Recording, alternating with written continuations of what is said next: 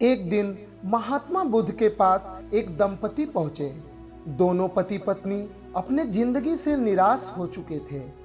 पत्नी का कहना था कि उसका पति अब वैसा नहीं रहा जैसा वह पहले हुआ करता था। उसका मेरे प्रति रवैया पूरी तरह बदल चुका है। वह अपने पति के साथ रहना नहीं चाहती क्योंकि उसका पति अपने आप को उस तरीके से बदलना नहीं चाहता जैसी कि उसकी पत्नी चाहती है। वहीं दूसरी तरफ पति की भी यही समस्या थी। वह भी अपने पत्नी से परेशान हो चुका था। उसका भी यही कहना था कि उसकी पत्नी अब पहले जैसी नहीं रही।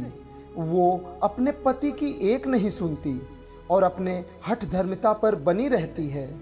इस प्रकार दोनों पति पत्नी एक दूसरे पर आरोप प्रत्यारोप लगा रहे थे, लेकिन दोनों में से कोई एक दूसरे की सुनने को तैयार नहीं था। महात्मा बुद्ध को सारी बात समझ आ गई।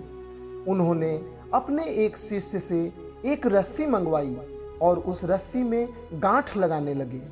उसके बाद उन्होंने उन दोनों पति पत्नी से पूछा, क्या यह वही रस्सी है?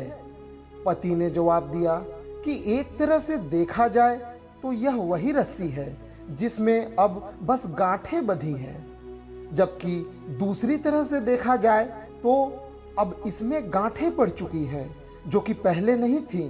पहले यह खुली रस्सी थी। पर समझने वाली बात यह है कि ये अब भी वही रस्सी है जो पहले थी। उसकी बुनियाद वही है, लेकिन इसका स्वरूप बदल गया है।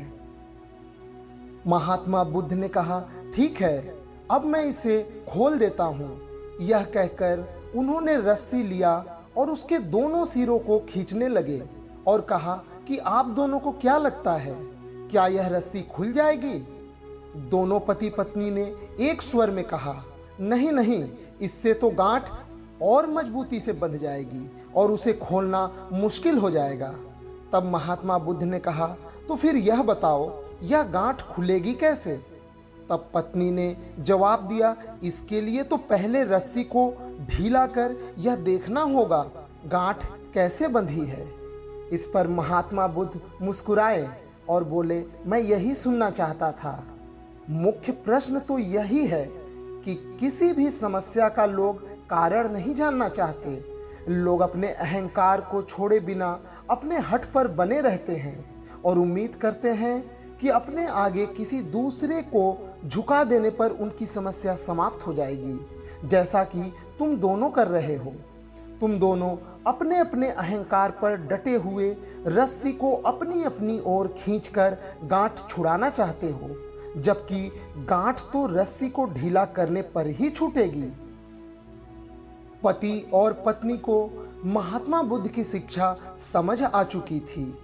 दोनों को अपनी समस्याओं का मूल कारण पता चल चुका था और वो दोनों खुशी खुशी वहां से विदा हो गए।